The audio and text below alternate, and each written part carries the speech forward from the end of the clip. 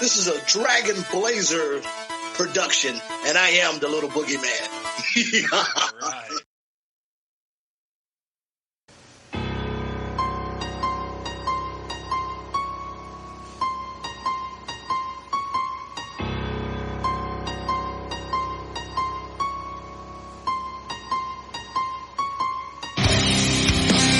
Coming down the aisle, your podcast tag team champions of the world, Boomer and Blaze.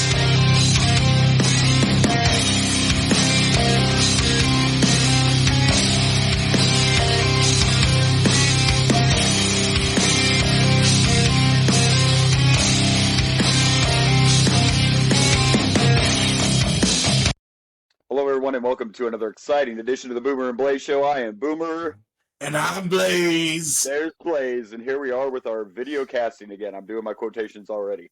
I tried to spice it up. Look, I do got a shirt on this week. If everybody can see that, I don't know, but it's a throwback Edge shirt that I got on this week. I have a little background. We're recording on May the 4th, so I went with Mandalorian today. Yeah, I went Star Wars. How did I wake up and forget that? May the 4th be with you, all of you. I woke up and it totally slipped my mind for a minute until Facebook reminded me. So that was a good thing.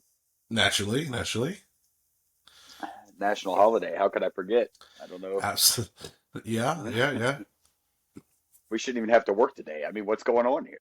I mean, I'm not working today, but well, yeah, and I shouldn't be, but I am. So we are recording once again early for us.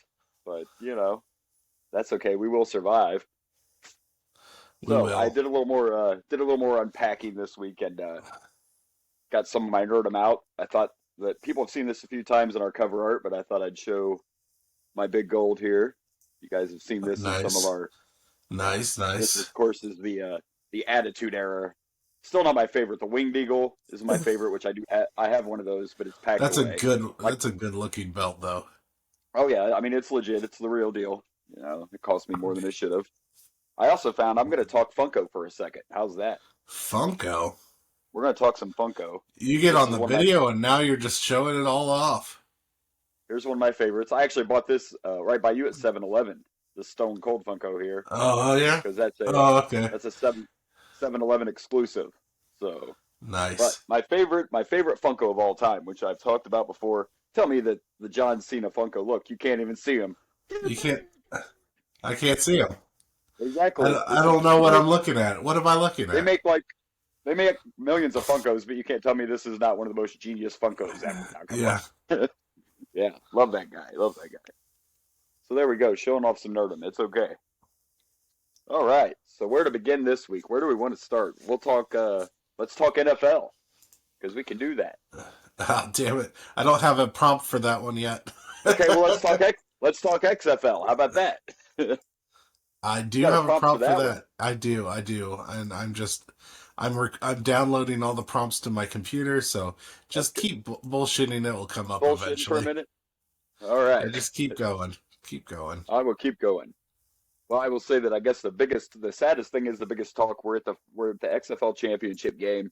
And the biggest talk wasn't even about the championship game. It's about the trophy, which we're going to get to. He's got a prompt for that. But they just kind of, they're not very, they're just kind of plain Jane. People were kind of giving them crap. Like, come on, Rock, couldn't you afford a little bit better trophy than that? Speaking of The Rock, I got him in the background, too. I was trying to spice up the studio a little bit. I like it. Yes. Yes, one of your favorites. I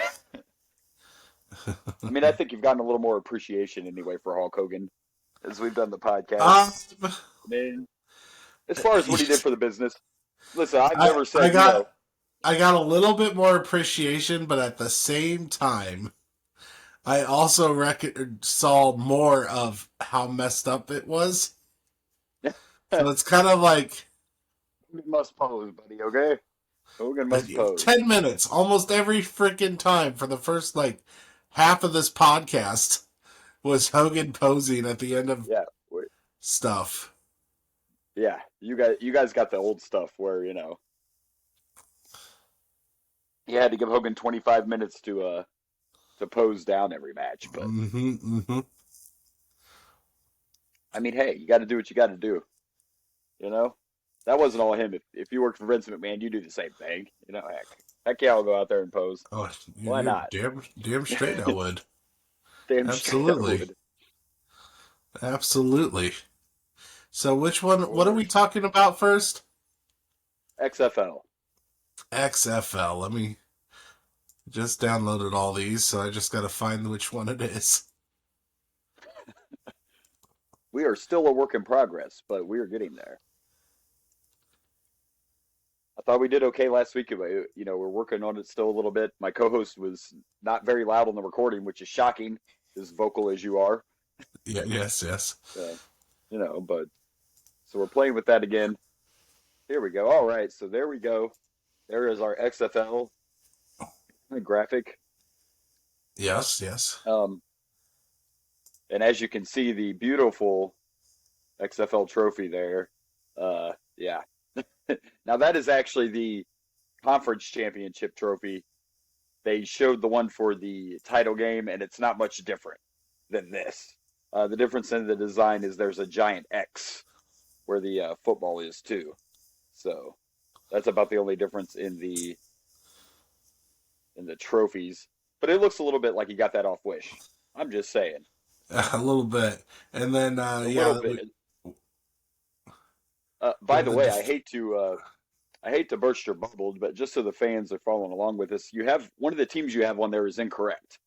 Oh crap! You're right. Yeah. Oh my god!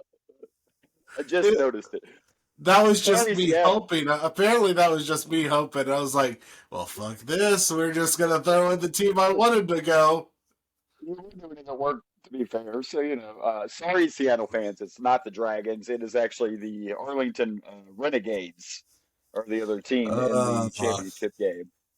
That's fine. We'll fix that later. You were hoping. I was the Dragons. I know you. I was really hoping it was the Sea Dragons, but yeah, I know. Just throwing it up on the graphics not going to make that happen, though. Just so you know, I just wanted to share that with you. But the championship game is going to be at the Alamo Dome in Texas.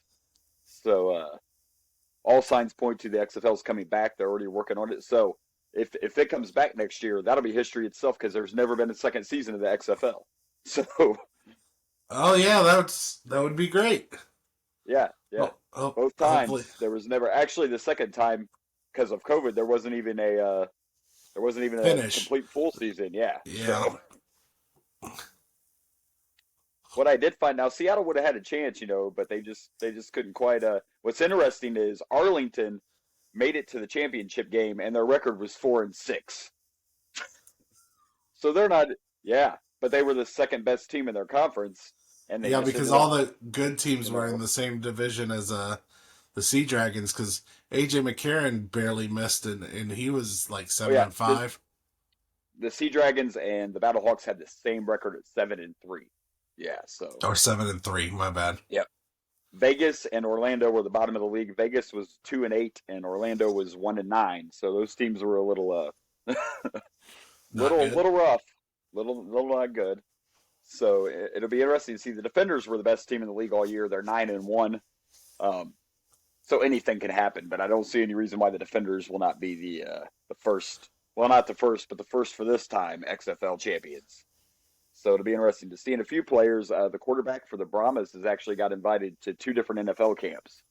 There's about 7 XFL players that have gotten invites to the NFL. So we'll see. Was it the Defenders, were they the ones that faced the Sea Dragons? I think that's where I got messed up. I think that the Defenders beat the Sea Dragons. I think, I could be wrong, but I actually think that it might have been the Sea Dragons, might have been the one team that beat the Defenders. They only have one loss. I'm trying to look back real quick. Oh, no, they beat the Sea Dragons by a point when they faced them. So there you go. One point. The Guardians of all teams, Orlando was the one who beat the Defenders by 1 point in week 7. Wow. So, yeah. So there you go. So we'll see. We're looking forward to it. Sorry for the graphics, guys. I saw the matchup between the Defenders and the Dragons, and then I forgot that I was supposed to put the winners and not The I actual just people that are going to the championship game. Yeah, that would yeah, be, well, whatever. It's fine. sorry, Rock. Sorry, I Rock. screwed up, Rock. He was just hoping, Rock. You But burst my boy's bubble. in fairness, now we can we can try to suck up to the Rock by Right. pointing out that his birthday is what we just passed it. We just celebrated the Rock's birthday. Yes, we did. That's old school Rock right there. Look at that hair. There we go. I mean, I probably had a haircut like that at some time when I had hair. I can imagine. Right, So right. yes, the Rock did just celebrate a birthday. So happy birthday to the Rock. And, Yeah. And good luck to the XFL. I'd like to see it come back for sure. Absolutely. And because I was a dick, apparently, I also made this graphic. So I made mine like quick on the fly. I was on my way to work and saw it was Rock's birthday, so I was trying to do it real quick, and I sent it to him. Then he sends this back, and I called him a show off. Yeah, well, Yeah, show off. Going the extra mile there. But mine was on the fly, to be fair. So yeah, I was like, oh, I'll make a cool graphic for that. I'll make a cool graphic for that. But I showed both. You did. And to be fair, you are the master, and I'm the mentor. I'm still new. I'm getting into it though. I've done quite a bit. I'm getting better. You say I'm the master, and then I screw up with the XFL one. The XFL graphic, way to go.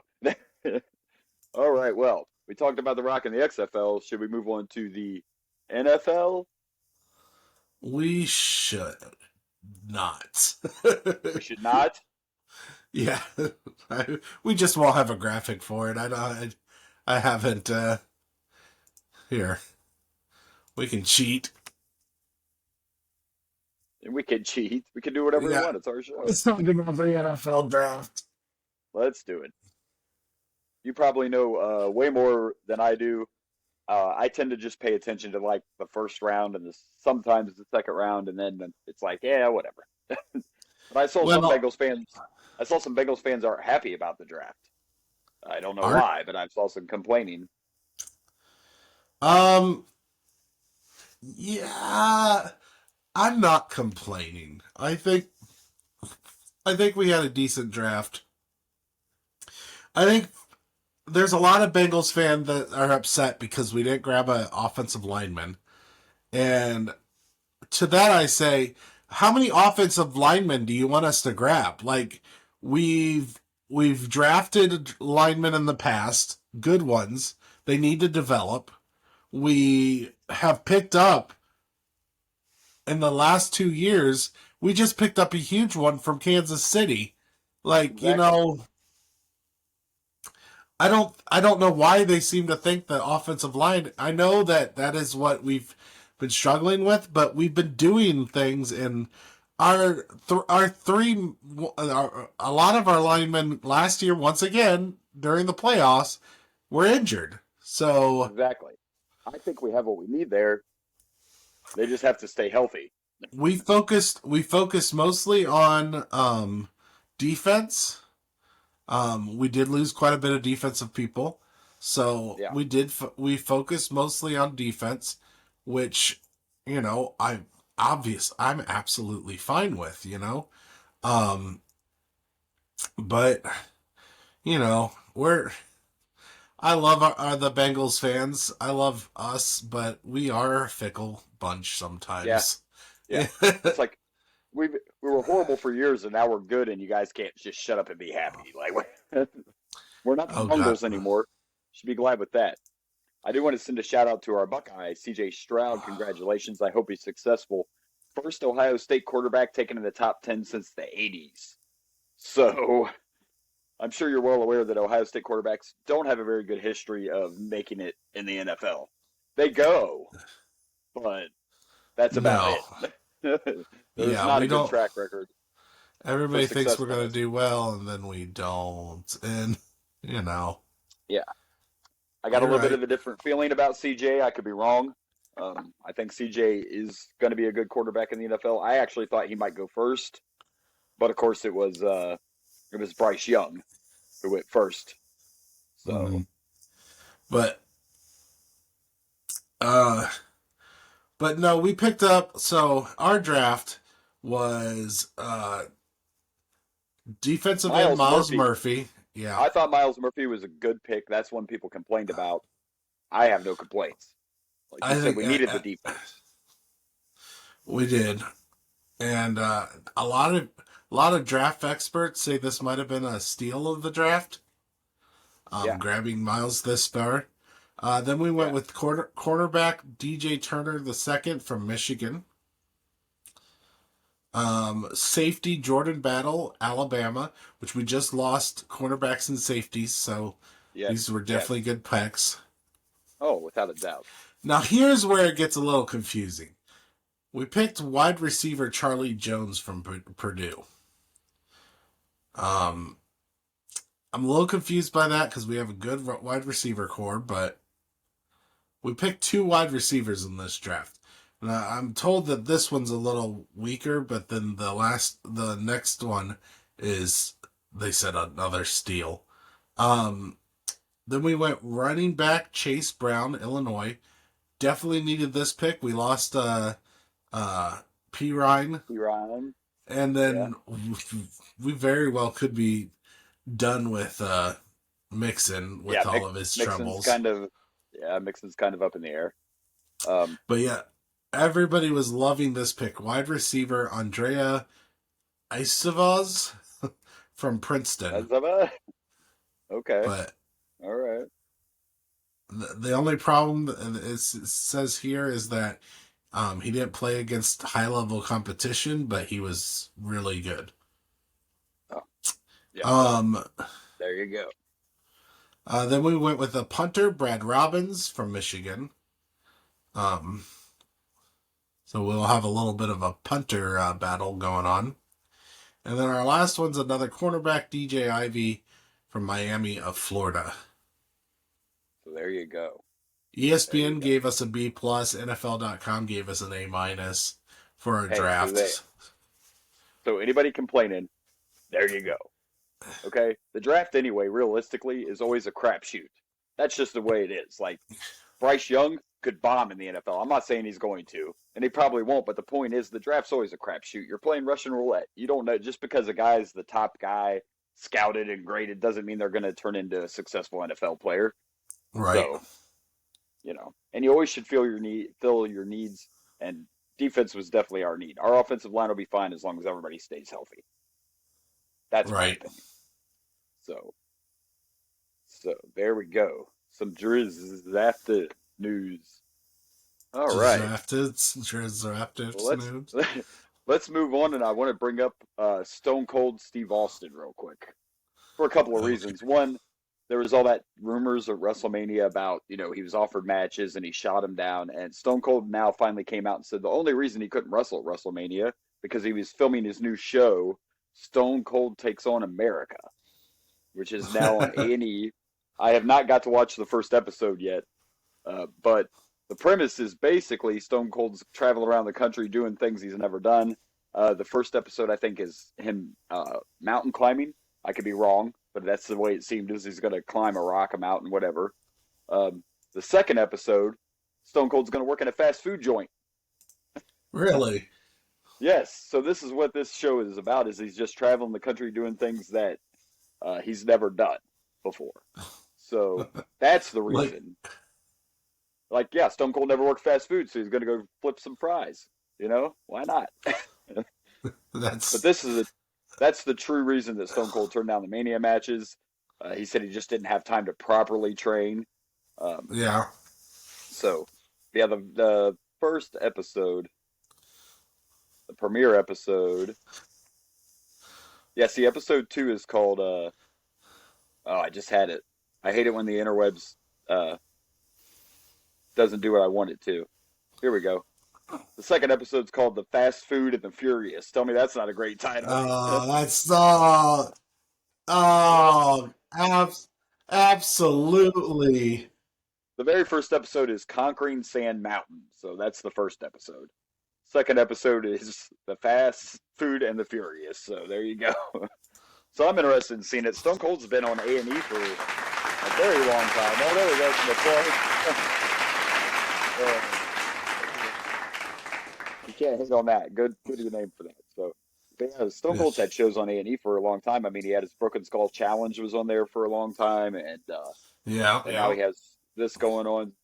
And he's actually on the premiere episode. They just brought back WWE's Most Wanted Treasures, and Stone Cold is on the premiere episode of that as well. And all these years Stone Cold said that he never kept things. That's what he's always said. He's like, that's just not me. Like I know he has like his Intercontinental title belt in his house, and he wears the chain that Brian Pillman gave him. But he's always like, he didn't keep. Well, that's wrong, because on this show he walks into this building on his ranch, and he's got boxes and boxes of stuff. So he kept things. He just doesn't display them. Yes. Yeah, but he does have stuff, because he's in this garage with Mick Foley, and he's like pulling out vests. He had his original Stunning Steve Austin robe from back in the day. So yeah, he does have things. So there you go. But Stone Cold takes on America. I'm going to check it out. And that's why he wasn't at WrestleMania. He's not ruling out a WrestleMania match next year. So. All I can think of is Stone Cold in the drive-thru. Right. Hey, you son of a bitch! You want to? I'm Stone Cold Steve Austin. Do you want me to take your order? Oh. Austin 316 says you can have some fries with that. Some fries. Size. Yeah, I think it'll be very entertaining for sure. Interesting. So that's why Stone Cold was not at Mania, which I'm glad he clarified it, because I was like, man, he doesn't want to work with anybody. They offered him Brock, they offered him LA Knight, and he doesn't want to do any of these matches. I don't get it. But now we know why. Because he's a star. Well, not only that, but like when the Brock rumor came out, I was like, I can see that, because he's not young anymore. And I'm not saying Brock's not safe, but everybody says when you get in the ring with Brock, you feel that. You know what I mean? It hurts. Yeah, it hurts. It hurts to fight Brock. So I could see that one. Or as Stone Cold would say, it hurts like a son of a bitch. Like a son of a bitch. So yeah, there we go. So check out Stone Cold Takes on America on A&E. It's definitely worth your time. The Fast Food and the Furious is the greatest thing ever. Oh, I love it. Oh yeah, that's fantastic. Now we'll move on, and we'll see if you're prepared for this. We got a little bit of a movie trailer to talk about. We do. As soon as I go to YouTube and bring it up. All right. So while he's digging, we're about to talk about the trailer for Twisted Metal, the TV show. This was one of my favorite games back in the day. I mean, didn't everybody love Twisted? Did you play Twisted Metal? Is that what you're into? Oh, God, yes. Absolutely. Oh, yeah. Yeah, the great thing is, and I think we plan on playing the clip for you, but do you happen to know who's playing Sweet Tooth in Twisted Metal? Samoa Joe is playing the body of Sweet Tooth, and he's being voiced by... I can't remember. No, but there's our wrestling connection right there. Samoa Joe is Sweet Tooth in Twisted Metal. Very interesting. I did know that Sweet Tooth was...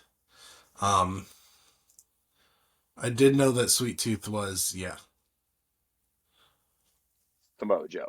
Samoa Joe, yes, absolutely. Yes. And if I'm correct, this is actually, this is going to be on the Peacock too, by the way. So. Oh my. We get Twisted Metal on the cock. All right, well, I'm ready if you want me to start. Sure, do it.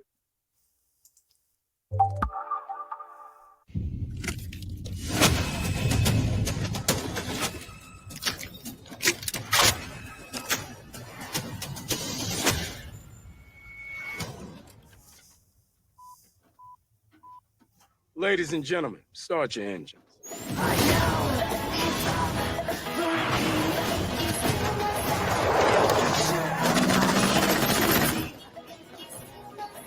Keep bursting on my feet if you still want to jump.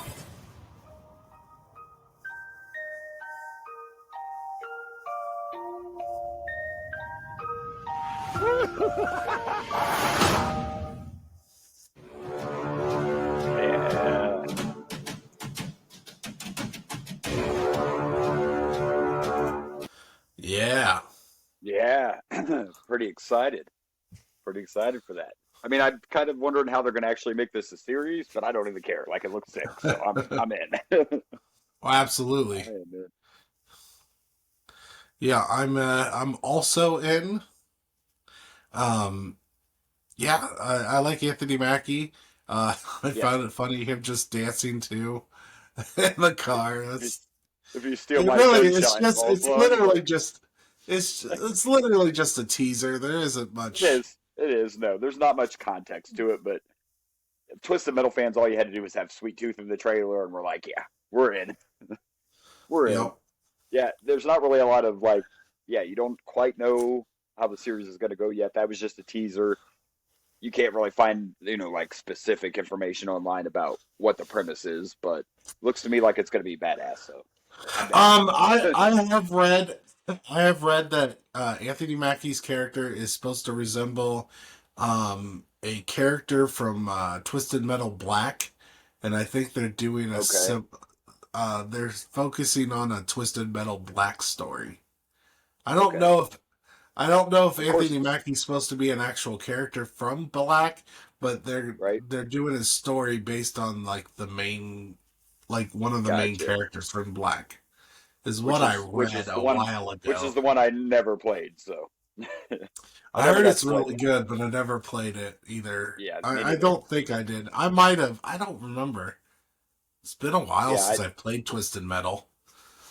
yeah, yeah, I don't even yeah. I'm not. remember who my favorite character was to play as. Probably Sweet Tooth, but That's do you remember yeah. having a I know Sweet favorite? Tooth. Sweet Tooth, definitely. Sweet Tooth. Sweet Tooth for sure. Yeah, he's Everybody about the loves only the Twisted character. Clown. The only character I remember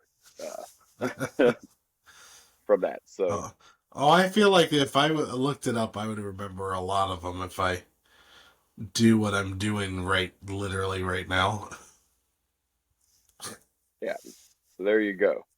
So Twisted Metal coming soon. Looking forward to that. You are frozen on my screen. I don't I know. see this. Um, I think we'll be okay. I don't know because it's supposed to record that it's frozen on my screen too, so I don't know this. I can hear Um, you. well, as long as you can see the pictures that I'm sharing, that doesn't really matter, I guess. True, true. Yep, it'll just look like you were very, very good at sitting still and not moving your mouth when you talk. So you'll look like I, you were amazing. I'm like a ventriloquist. He's using the Force because it's Star Wars Day, so he can just throw It's, his he it can just is throw his voice. All right, well, absolutely it is Star Wars Day. there we go. There is our little May the Fourth be with you. I did that one, by the way. See, so I do have a little bit of a. I'm learning the Photoshops. I Getting have one there. too, but I'd have to go looking for that one. Yeah, I saw It's, yours this morning though. yeah, Yours is actually you I though, so that's I made that one last year. I thought it looked familiar. I thought it looked familiar. I did. Yeah, All right, well, yeah. I guess since we are a wrestling podcast, we can talk about some wrestling. The NFL wasn't Oh, the only one that had a draft this oh, week. Oh yeah. yeah. There was a Oh draft for yeah. the There NFL. was a draft. But there was also the WWE draft. There was Before we talk about indeed. the specifics of the draft, I want to bring up a couple of things that I'm personally looking forward to. Like we are really going back to the traditional brand split like back in the day. Because if you saw, and you can see now on the graphic, you notice that Rhea went to Raw, Bianca went to SmackDown, and of course they're opposite champions. You remember the last time this happened, the They champs just literally just like swapped belts. Triple H era and Triple H we trust. All championships, well, basically the women's championships and the tag titles are going to be replaced, and there was not going to be a Raw champion and a SmackDown champion anymore. So I don't know if the women's titles are going to be the World and the Universal, but you see where I'm going with this? They're I renaming s- those belts, yeah, renaming it so it's no longer tied to a specific. show. Same with the Right. tag titles. At some point, the tag titles are going to be two separate titles, and it'll be the World Tag and the WWE, however they're going to do it. But it's like back in the day. The biggest shock to me of the draft is that Cody ended up on Raw, only because I thought for sure that Cody was going to continue to go after Roman, but that may not be the case. I mean, Yeah. it shocked me a little bit. The other, of course, the big thing was AJ's finally back. AJ Styles has returned with the OC, and they are on SmackDown. So there you go. Nice. These are all the big names. They have of course, the quote-unquote free agents. And we'll be realistic about this. Of course, Brock is, and Brock's always a free agent in the draft. And a free agent in the WWE means you can wrestle on either brand. But most of the free agents are jobbers, or are going to end up being jobbers, unfortunately. I mean, sadly, I saw one when I was looking it up. Elias is a free agent. Elias is a free agent. Shelton Benjamin is a free agent, unfortunately. And, I mean, a lot of those guys are going to end up just being, jobbers. Gender's back on Raw. I don't know if that's on this list, but Gender's back with his fellas. They call themselves something. They're a faction, but I can't remember. And now the other thing about the draft and about the split coming up is Triple H also said that they are going to bring back brand specific. Well, they don't call them pay-per-views anymore. They're premium live events now, but they're going to go back to that too, where the big events will be both brands, but Raw will have its own pay-per-views and SmackDown's going to have their own pay-per-views. So we're going full back to the way it used to be when the brands were split. So it actually feels like two different brands again. So clearly, Triple H really enjoyed it like that. Yeah, and So I don't totally hate that. No, I don't really either. You can focus Especially on with storylines for 2 months, and then you can build up storylines. Your talent gets more time on air and on pay-per-views. Yep. You know, wrestlers that wouldn't have gotten a pay-per-view match are now going to start getting pay-per-view matches. Yeah, and So, I think like you just mentioned to me, like the biggest thing is the ability to build the stories longer and actually have it build up to them. You know, that's going to be good too. So yeah, there you go. I mean, it was no surprise Roman was the number one pick. I wasn't real shocked that they swapped Theory and Gunther so they could put the titles on different brands, and I'm fine with that. So it'll be interesting to see where we're moving forward. And a quick side note, this kind of blew my mind because she hasn't been around, but I saw this week that Alicia Fox is done with WWE. She hasn't been on TV. I can't even remember the last time I saw her on TV. I didn't realize she was still in WWE, to be honest with you. Me neither. Me neither. And she's actually was there for 17 years, believe that or not. But she has been released.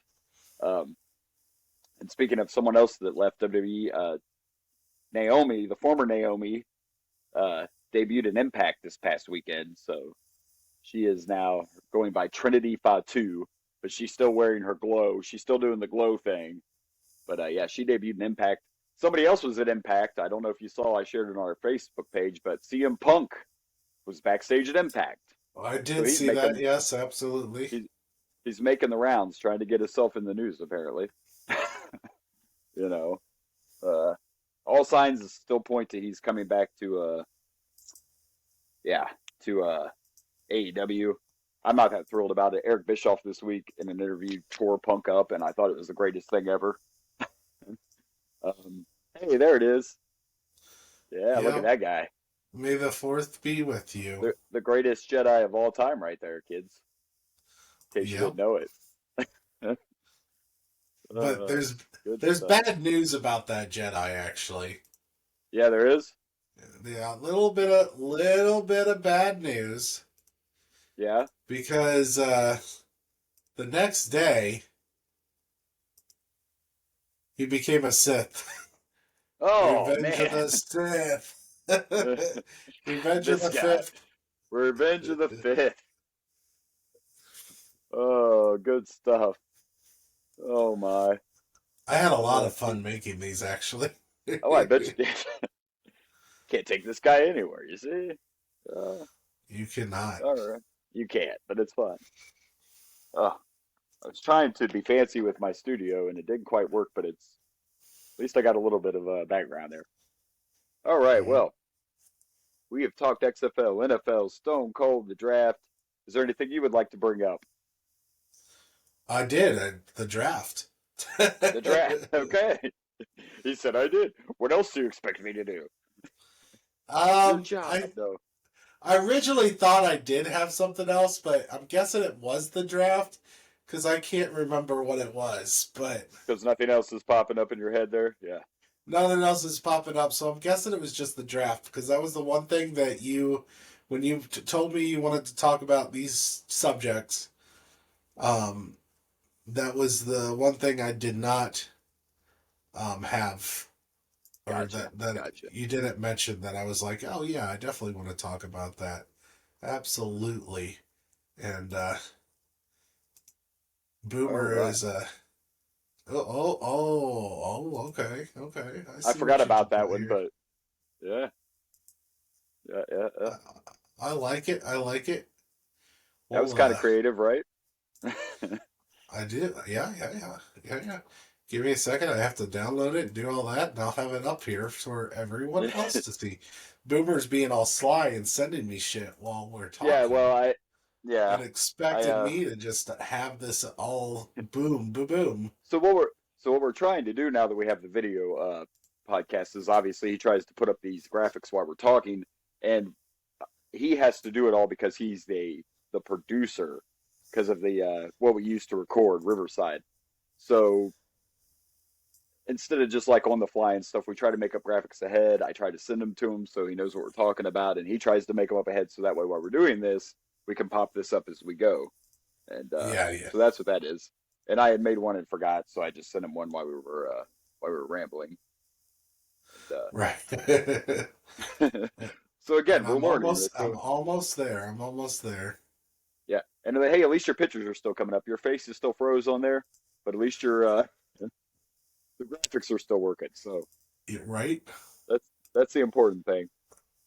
Yeah, all this stuff is I'm having it's not showing up. Like I have it up and it's not letting me go to it. Why is it being a hater? I don't Here's even know another. why this stuff is showing. We'll show another. I know this is one of your favorite Mania covers. There's another one of my posters from WrestleMania 6. That's one of the classics. Yeah. Yeah. Nice. Oh yeah, I like that. That was one of my favorite things to make. Oh yeah. I think that's one of the most probably most iconic Mania posters. The match. Eh. Well, Yeah. Talk about a rough one. That's one of Hulk Hogan's favorite stories. He's like, we were 5 minutes into the match and Warrior wanted to go home, and I'm like, no, brother, we can't go home yet. It's a world title match at WrestleMania. We can't. We're not done yet. right. Yeah, there's something wrong with your photo. It's not showing up okay. as an option for me to Well, that's let weird. me try Anyway, let me try again. 1 second.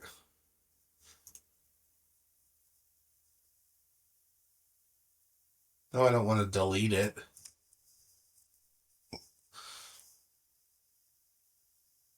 I think I know where I screwed up. I think I got it. I think I can. I think I can. I think I can. I got it. Oh, look at that. I There we know. go. I went full screen Yeah, before I presented it, and it wouldn't show up as a gotcha. full screen. So yeah, there we go. Yeah, My favorite Funko. You can't see me. I Good like it. stuff. You give me something like this will be on our screen every time. Right. Yeah. So see, we're working on that stuff, folks. You We know know what what we're we doing. should do?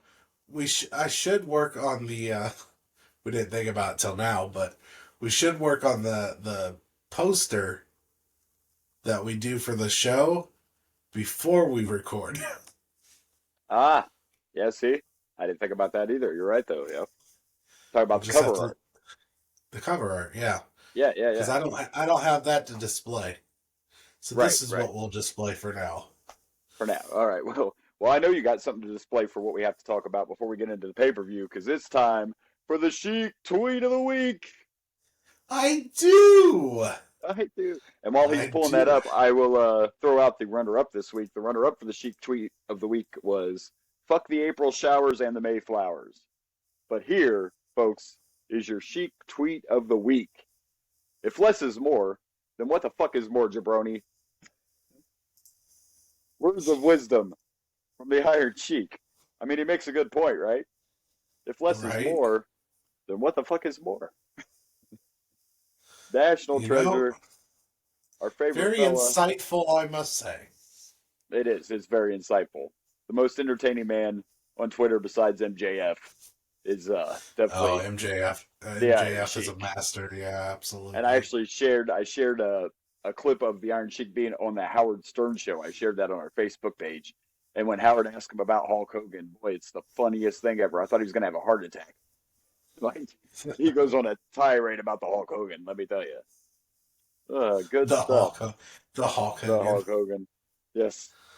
And there's a jabroni who was champ before the Hulk Hogan. You know. Right. All right. Well, we've rambled, and I think we are ready. I think we are ready for our pay per view. Ready for the pay per view? We are ready for the Sounds pay good per to me. view. Let's get We have into this. We got another in your your house. a cold day in hell. Yeah, let's go. Let's do it.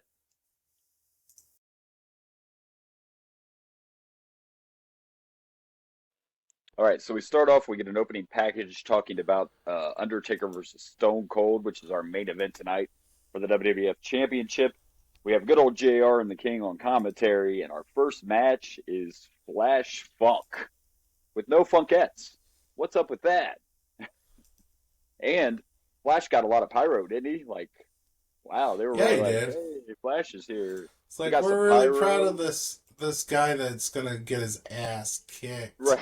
Instead of just the straight normal entrance way, we have a ramp this time. And yeah, Flash Funk is taking on Hunter Hearst Helmsley.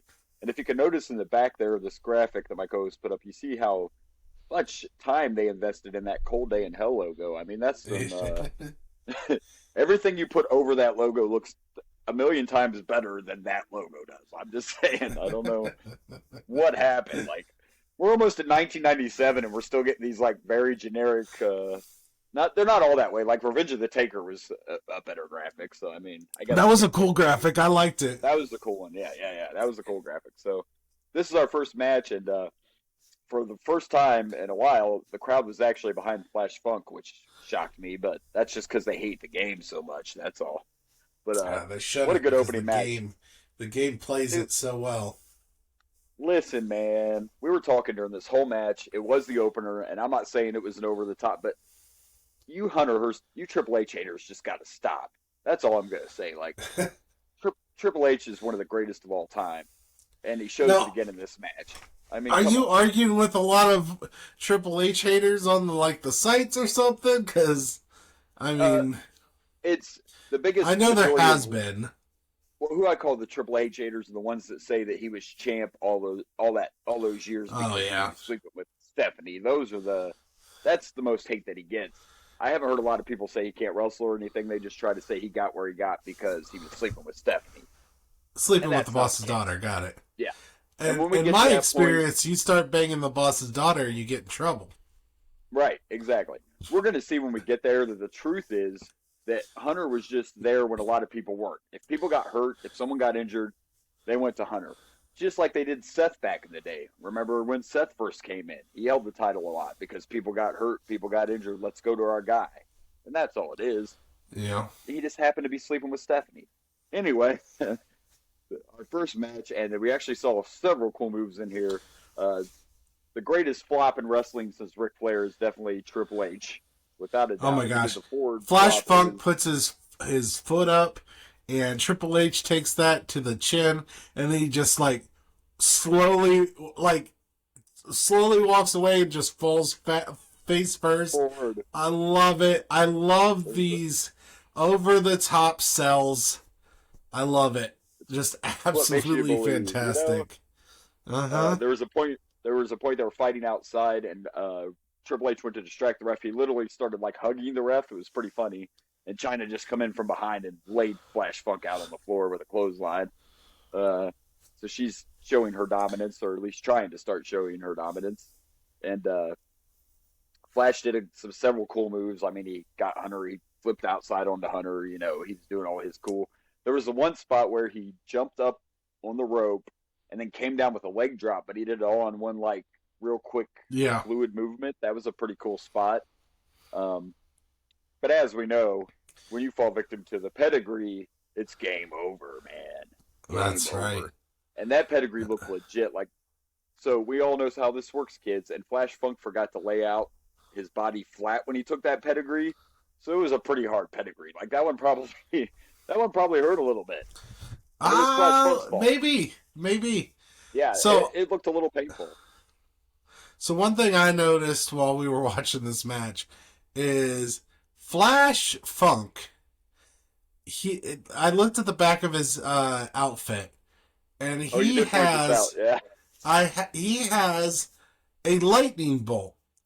It's literally a variation of the lightning bolt for the Flash superhero, except for it's white or silver or whatever color it is. And the only way that makes sense is if they literally named him after the Flash, because otherwise, does a lightning bolt make sense with Flash Funk? And I'm surprised, as crazy as it sounds, I'm surprised that wasn't caught on to and they didn't get in trouble, because, they actually had to negotiate to even be able to have Hulk Hogan. Yes, because the Hulk. Yes, the Hulk, yeah. So, but you're right, that is definitely, I never noticed it with Flash, and we've seen him a few times. I guess it's I should have a long time ago, because, I guess not a long. I haven't seen that much of Flash Funk in my life, it's only like third or fourth match. But I never noticed the outfit didn't stand out as much. Maybe it was the color scheme this time. The color scheme definitely kind of hides it, but yeah, it was like Flash Funk, and I didn't even think about it, and then I look at that lightning bolt, I'm like, well, it's not like he's lightning funk or whatever, but he decided Flash. And it's just a very similar lightning bolt to the Flash. As a nerd, I picked up on it. I'm like, that's a white Flash lightning bolt. Yes, sir. How dare they? How dare they? It made me like Flash Funk a little bit more. I was like, you're gonna emulate one of my superheroes? Okay, I got you. You're a tad more interesting to me. And he's pretty good in the ring. I mean, I feel bad that he didn't get anywhere, but again, we go back to gimmicks 101, because in WCW he won championships. I'm not saying he was in the main event, but he was a mid card. In the title hunt. He was too cold Scorpio in WCW, but I remember that. Yeah. Yep. I remember Too Cold Scorpio way more than I remember Flash Funk. Yeah.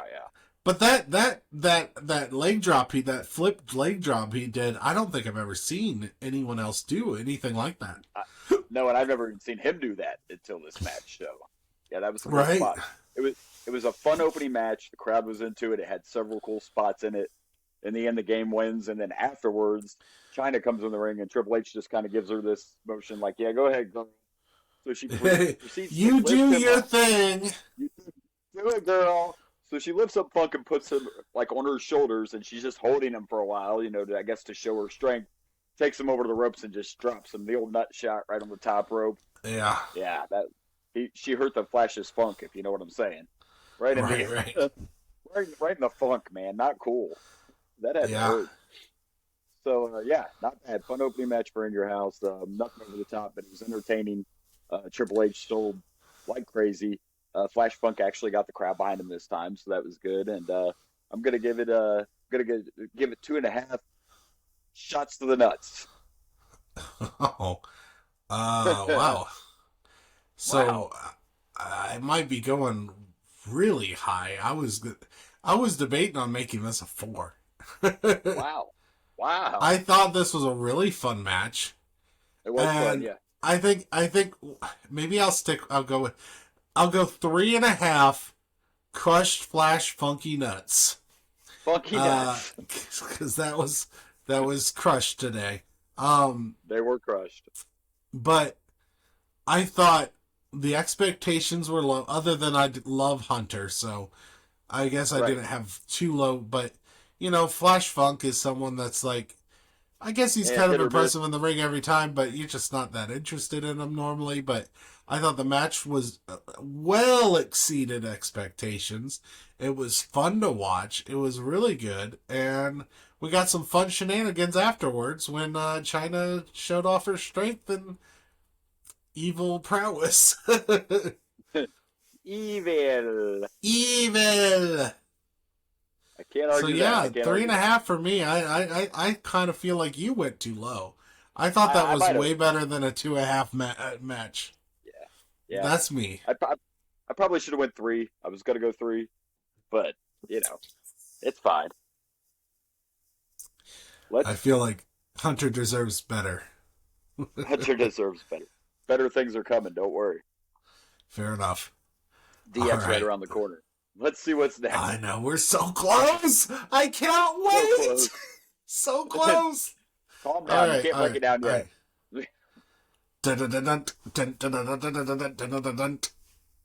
All right. Next match. Next match. Here's the cover. Can he do it? Kick out at 2. All right, so before our next match, we get a quick interview with Shamrock talking about his debut tonight against Vader, and they showed some footage where Vader and Mankind attacked Shamrock earlier in the day. And then we get Mankind coming to the ring, and his opponent is going to be Rocky Maivia, who is no longer the Intercontinental Champ. They interview The Rock and talk to him about losing the title to Owen Hart. They talk about how The Rock just had a birthday and how The Rock just got married. And, of course, he's no longer married to man, her name's slipping my mind right now.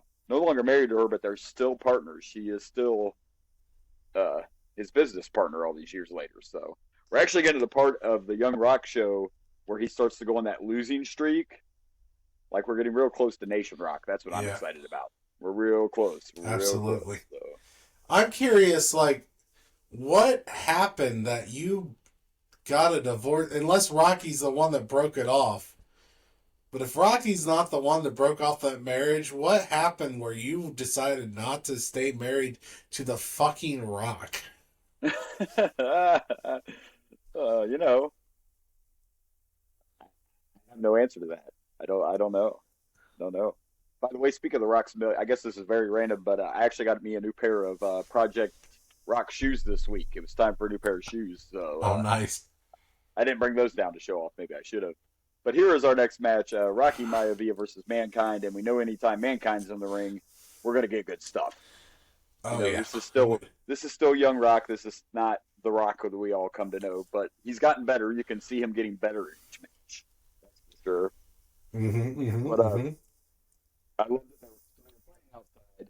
There was a spot where just set Mankind over the top rope, and they go outside, and I'm all like, you don't want to go outside with Mankind. What are you thinking? Yeah, that's a bad idea. We got to see something for the first time, though. The Rock delivered a move on Mankind on the ramp, and it was the Rock Bottom. They didn't call it the Rock Bottom, but he definitely gave Mankind a Rock Bottom outside onto the ramp. That was a pretty impressive spot. I also forgot to mention, by the way, that on the Spanish announce table, we have Tito Santana. Just thought I'd mention that real quick. It was cool to see him. But yeah, this was a good match. The Rock kind of got his butt kicked. Not the whole match, but it was more Mankind than it was Rock, I would say. In my opinion, anyway. And I mentioned this off the air, but I guess I'm kind of jumping right to the end of the match. But The Rock goes for his devastating cross-body press off the top rope. And you see him come off, and then they flip over, so Mankind applied the mandible claw as soon as The Rock came off with the crossbody and fell into him. And I told my co-host that Mick Foley was the original RKO out of nowhere. Because that mandible claw... It's mandible claw out of nowhere. Out of nowhere, and I don't remember this. Like, this is another great thing about going back and watching this old stuff. It's not the first time we've seen him put on a mandible claw out of nowhere and keep it on. The one time they went over the top rope, I think he had it on Davey Boy the one time when they went over the top rope and he still had the mandible claw put on there. So, yeah, he turned that crossbody into the mandible claw and once again won by technical submission because still we don't see tap outs. We still haven't seen tap outs. I guess they're going Right. that the Rock passed out is what they're saying, so it was a technical submission. It was pretty much that every time the mandible claw was applied until we got the actual, people tapping out. But so Right, yeah, right, right. Rocky Maivia goes down. He loses the IC title on Raw, and then he loses to Mankind at Cold Day in Hell. It's a rough path for you there, Rock. Sorry, buddy. I don't know what to tell you. There were no. It seemed like the crowd was okay with Rock in this one. I didn't hear any boos, but man, when that mandible claw went on, so many people didn't like Mankind. He's the bad guy. When that mandible claw went on, that place went crazy. Yeah, they went nuts. They got off their feet and everything. Yeah, like they were all about that mandible claw. They were excited. And of course, you pointed out again the cool thing where originally Mankind had the two different sets of music. He had a separate entrance music and separate victory music. Mm-hmm. And I still think to this day he's probably the only wrestler I can remember with two separate sets of music. It was kind of cool and it fit the character. But overall, great match. To see that we're getting better. A little Rock gesture, almost like the people's elbow gesture. Not fully, but you're still seeing those early signs of Rocky becoming The Rock, which we know actually happens in the nation, really is when he becomes The Rock. The Rock. Yes. Well, he changes his name to The Rock. He drops the Maivia and Rocky. Yep. And drops the Rocky thing. Yep. And becomes The Rock. So we're all waiting for that. But man, another good match by Mankind. I think Mick Foley could probably wrestle a sack of potatoes and it'd be a good match. I'm just saying, like, Mick Foley is another guy that is amazing. Sometimes I say I don't think he gets enough credit, and I know everybody knows who he is, and they know his characters, but I'm not sure everybody remembers how good he was in that ring. They just remember how crazy he was, and remember him getting thrown off his cell. But in the ring, and even as this character, all the little stuff he does, the screaming and the noises that he makes, like, come on, man. Mick Foley is one of the best. And not a bad match. So far, we're on a good pace. Not as good as the other In Your House so far. Not the last one we watched. It's not quite that, but it's another good match. And I'm going to give this one 3 mandible claws out of nowhere. Yeah, absolutely.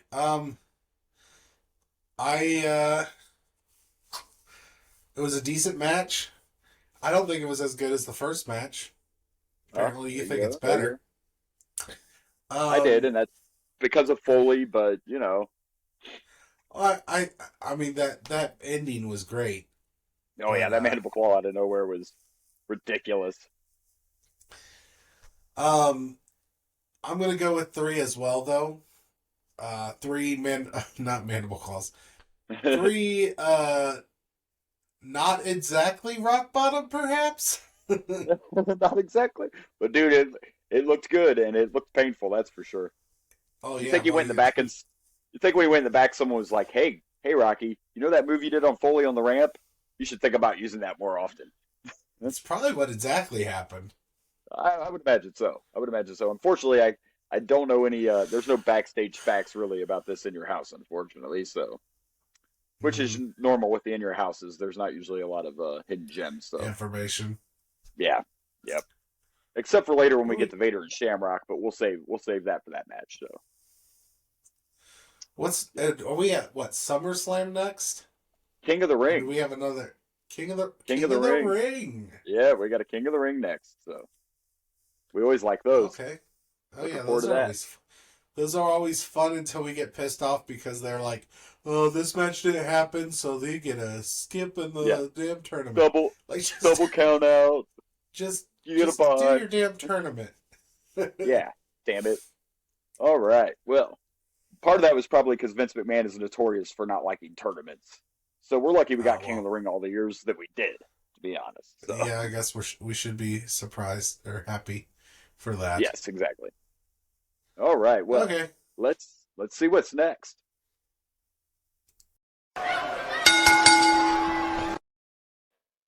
All right. So the next match is the one we've all been waiting for. It's the Gauntlet match. The Gauntlet match. I feel like you're joking. What, you haven't been waiting for this? You don't think I'm serious? So, yes, there it is. The Gauntlet match. And the premise is that if Ahmad Johnson can defeat all 3 members of the Nation of Domination has to break up. And before the match starts, they talk about how Crush has the flu, Savio has an injured ankle, and Farouk is literally wearing, like a arm, brace, like he's hurt. So, Yeah. but so he takes on Crush first, and before we get too far into it, I think I got to say this is probably Ahmed Johnson's best match. Like, I don't think it's probably. It is his best match. It definitely is his best match. Yeah, he actually, he pulled out a couple wrestling moves, for goodness sakes, in this. So, yeah, this was definitely his best match. Somebody must have finally gotten his ear and been like, listen, Ahmed, we know you got the look, but you need to work on that in-ring a little there, buddy. So if you notice, my Savio Vega is a little blurry. Yeah, why is the Mexican guy all blurred out, man? What's up with that? It's a little why you got to bring it like that. Boy, you can see the white guy just fine. No, I'm joking. It's because if you search for Savio Vega with the Nation, I can't find any. Like, he must have been in the Nation for so short. There's not even pictures online of him in his Nation outfit. Gotcha. I can only find his old Savio Vega outfits. So I tried taking a picture while we were watching it of Savio Vega, and that's what I got. Gotcha. Gotcha. So it has nothing to do with the fact that he's Puerto Rican. It has nothing to do with it. No, but I'm about to try another one, but this time actually pausing it. So keep talking while I try to do this. All right, so first he faces Crush, who is supposedly sick, and during this whole match, Crush is trying to get the other members of the Nation to come down. He's like, come on, guys, because right at the beginning, Gorilla said they weren't allowed to be at ringside, so they just went to the top of the ramp, because that's not ringside. It's okay to be at the top of the ramp. And during the whole thing, you see Crush trying to wave the guys down to help them, and they won't move, which I think is a subtle hint, because I still believe Crush doesn't have much time left in the Nation. I could be wrong, but I believe when Rock takes over, Crush is gone pretty quickly. And then Crush gets his My own. guess is when D'Lo and Rock show up, that's when they get rid of Crush and Savio. Yeah. Then Crush gets his own group, which we'll have to watch, unfortunately, when that comes, but we'll worry about that. Crush gets his own group? Yeah, his own biker gang. Yeah, that's a thing. Yep. Really? Yeah, that's coming up. So he goes from the Nation of Domination, which, the Nation of Domination, to a biker gang. Yeah. Yep. Yes, he does. Yep. So interesting. Very interesting. Okay. So the finish, we decided we would just cover this as one match. I mean, technically it is. It's one segment. His first opponent was Crush, and this is where we were like, hey, Ahmed can wrestle, because Crush went for the heart punch, and Ahmed managed to reverse it and actually hit an enziguri kick, or a front forward kick, whatever you want to call it. The point is, he did a move. They called it a wheel side kick or something like that. Spinning wheel side kick, something. Yeah, I don't know. It looked like a enziguri basically to me, and he won with that. Enziguri. Yeah, and he won with that. So we found out Ahmed can wrestle a little. What do you know? Right. And then we have Savio, who was his next opponent. Savio is limping to the ring to try to sell the hurt ankle.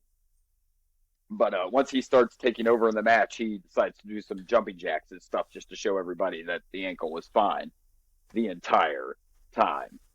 And Ahmed kind of put the whooping down on Savio. Like, I don't think Savio was enjoying it. You don't think? No, I don't. And the thing that makes me think he didn't enjoy it was the fact that he grabbed the chair and decided to just beat the piss out of Ahmed with it. That's what gave it away. Yeah, that would be it. Yeah. I figured it was just to soften him up for Farouk. Which is exactly what it was for. I liked how they were trying to sell it on commentary. Like, what is he thinking? He's going to get disqualified. Yeah, he's thinking he's going to soften him up so Farouk can take care of him. That's what he's thinking. You sacrifice yourself. You get disqualified. You get a few chair shots in. Yeah, you can't hate the guy for that. Come on, it's good business. He knew what he was doing. He doesn't care if he beats Ahmed or not. He just wanted the Nation, because you got to remember, again, if Ahmed would have won this, the Nation had to disband. So Savio was taking one for the team and doing what he had to do. Absolutely. You got to save the Nation of Domination. You got to save the Nation. So then we get Farouk next, and he had his arm up this whole time, and Farouk does the same thing everybody else did. He gets in the ring, he takes it off, and he's like, yeah, my arm's fine. Wasn't hurt at all. Great heel move. Yes. It was all classic heel stuff. For sure. And then, I mean, those two went at it for a little bit, but of course Ahmed's injured. And he actually nailed the Pearl River plunge, but for some reason, he thought that he had to move out of position to pin Farouk. Like, you could... The Pearl River plunge, when you land it, is kind of like how Batista used to land in the Batista bomb. You can pin a guy like that. You don't have to readjust. But that readjustment cost him to let Farouk kick out. And Farouk won with his really horrible finisher. I don't even know what they called that stupid slam Farouk does. In fairness, whatever. Ahmed was never winning this match because we know we're not losing those. The nation. We knew the nation wasn't breaking up, yeah. But what a showing. For once, Ahmed actually put on a show. He actually looked like he was a wrestler for once. So, applause to Ahmed. He got a few cool moves in there. Was very surprised because normally he's very stiff. He's very shitty. He's a shitty wrestler. And he got in some good moves. He had the crowd behind him the entire time. It was a good story on both sides where you have the babyface trying to overcome the odds. And, of course, the heels trying to sell like they all are hurt a little bit to make it look like he has an advantage. Well, one had the flu. Crush had the flu. Crush had the flu, yep. Savio had the bad ankle, and Farouk had the bad arm. So, the stuff they were trying to sell. But, my expectations for this were very low because it was Ahmed. It actually turned out better than I thought it would. It was an entertaining match with a good story. It was definitely better. Definitely better. The whole thing was done well, and Ahmed proved that he can do some things. So what do you know? Besides steel spikes and I'll be damned. And look big. Right. You forgot to talk about your favorite camera shot during this when Ahmed was in the sleeper hold.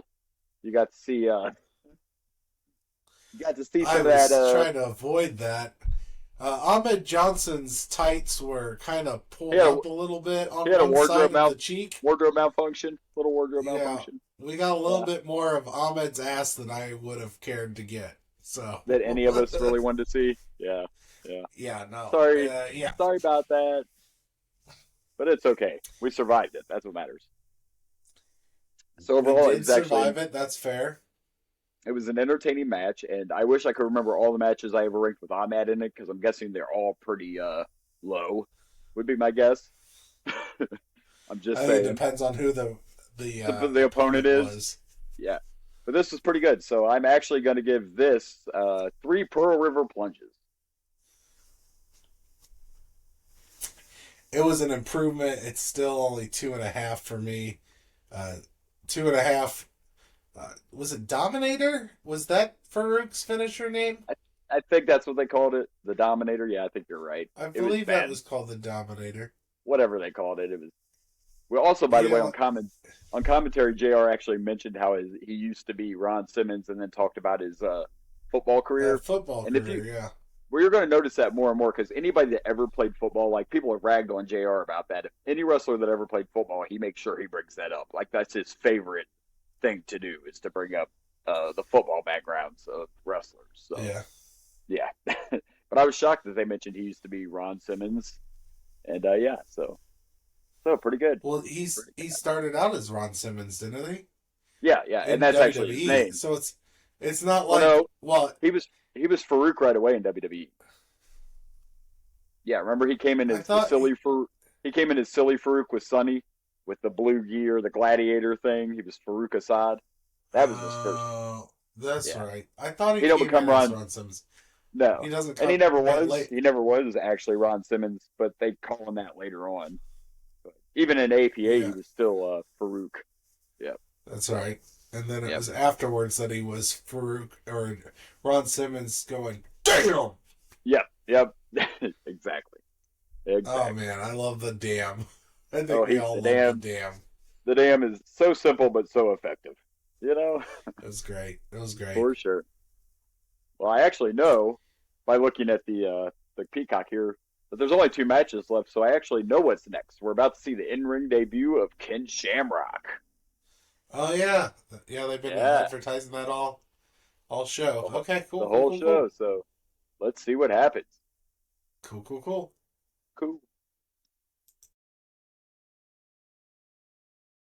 Here's the cover. Hook of the leg. He did it. He did it. All right, so before our next match, we get a little interview with Vader, and they show all the stuff that's been going on between Vader and the debuting Ken Shamrock. Kind of funny because this is the early days, and you mentioned it too, that every time they're talking about the UFC, they're still pronouncing everything. It's the ultimate. What is it? Ultimate Fighting Championship. It was Ultimate Fighter back then. Yeah. Before they shortened it to UFC. Yeah. Which I think it still means Ultimate Fighting Championship. It does. Yeah, they just only use the letters now. But back then they called it the Ultimate Fighter. Yeah. So it wasn't really UFC. They stole the abbreviation thing that way yet. Yeah, they stole that from WWF. They were like, why don't we just do what the World Wrestling Federation does? Just shorten that down to. So this is Ken Shamrock's in-ring debut, and he's taking on Vader. And it had some sloppy parts. There were some sloppy parts in the match, but there were also some legit hits, and you could tell it. With Shamrock and Vader both, you could tell when there was some legit. Dude, Vader was just, look how massive he is in that picture. Vader was a beast. I know. Just ridiculous. I just found that one. I like it. Yeah.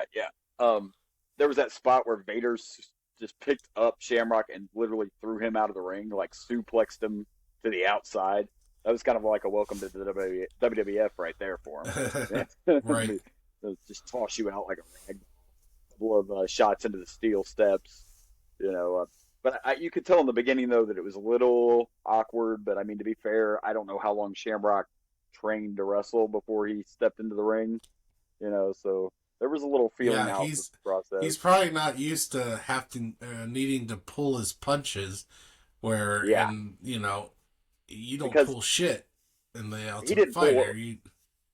It don't look like he pulled any of his elbow strikes the entire match. Like, the forearm just kept going into Vader. And that's what happened. It was towards the end of the match, but they were in the corner, and he just keeps landing these blows on Vader, and Vader just punched him one time and laid him out. He had to give him a little check, like, here, buddy. Apparently you haven't heard stories about me. I can be rough if you want me to be. Like, I can. That was a hell of a punch, too. Holy shit.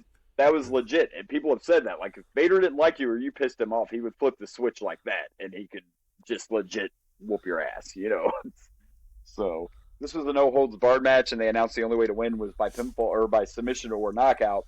And the only thing that bothered me, and I know it's a little thing, but I'm one of those people like, if it's a no-holds-barred match, then grabbing the rope should not break a submission hold, because what's going to happen if I don't break it? You can't disqualify me. It's a no-holds-barred match. I'm just saying. I get what you're saying. I get what you're saying, but I think I know exactly why they kept the rope break in. They wanted to show the difference between WWF and Ultimate Fighter, because in Ultimate Fighter there is no rope breaks. There is no getting out of it with a rope break. So I think they wanted to emphasize that this is WWF. Rope breaks are a thing here, even though this is a no-holds-barred match. Because they even mentioned, I believe JR mentioned that, he's not used to this. There's no rope breaks in the Ultimate Fighter. Yeah, you're right. So I think that was literally to emphasize the differences.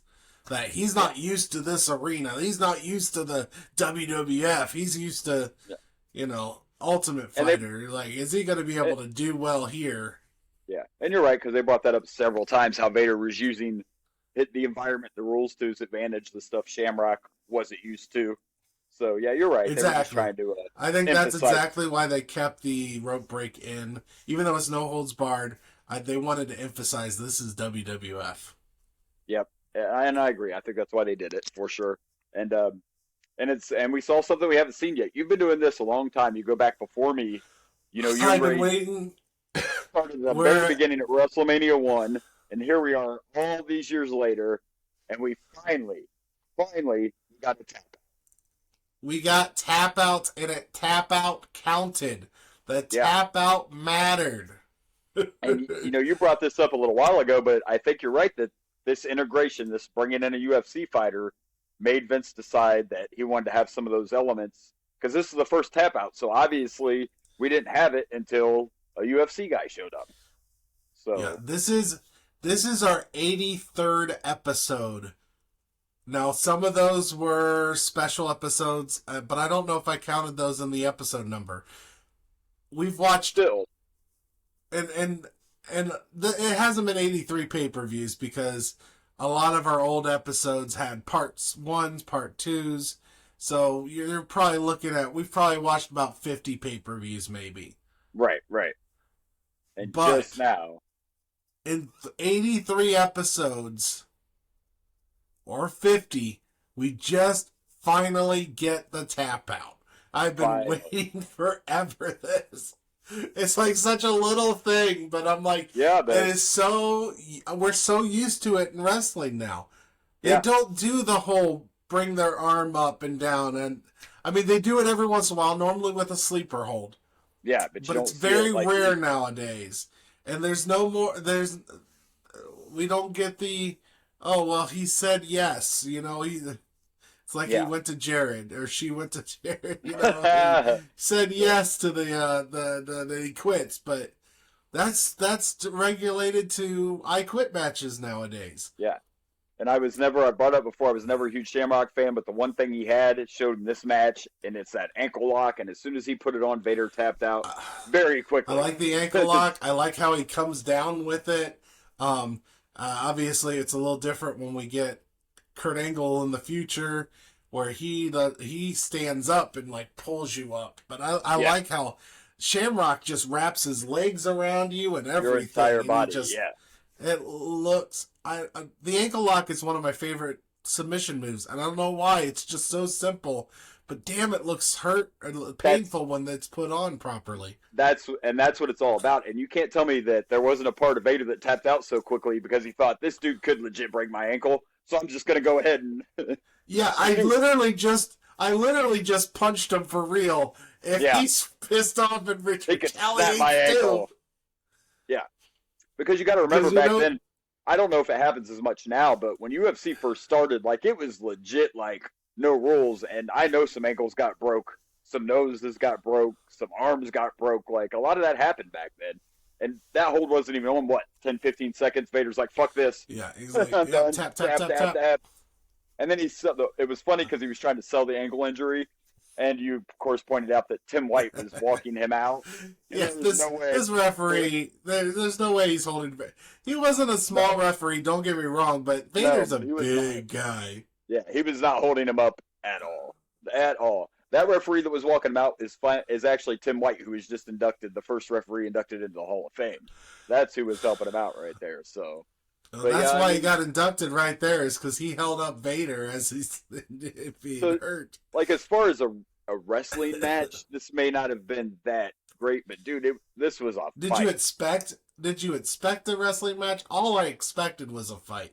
That's what I expected with this. To be honest, I expected it to be a lot sloppier than it was, but it wasn't sloppy. Not really.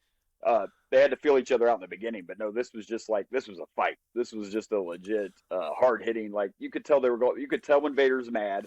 More than once, you could tell when he was mad. He was getting pissed off because Shamrock wasn't backing off on stuff. So I guess it exceeded my expectations a little bit because I've not been shy about saying I wasn't a huge fan of Ken Shamrock. But you know, he's impressive. The ankle lock's impressive. He belly to back Vader. He did a few moves that were, and we did get to see now. He didn't nail it, but the fact that Vader could do a moonsault, amazing. Still and impressive as shit, man. Shamrock's lucky he didn't get hurt because he kind of waited too long to roll out of the way, so Vader did still hit him a little bit. But yeah, not too shabby. It was better than what I expected, and that punch by Vader was just. Shamrock's lucky he got up after that punch by Vader. I'm just saying, Vader did legit floor him for sure. So, but now I'm torn about where to rank this. Because like I said, it was a no holds barred match, so it didn't really have to be a wrestling match per se.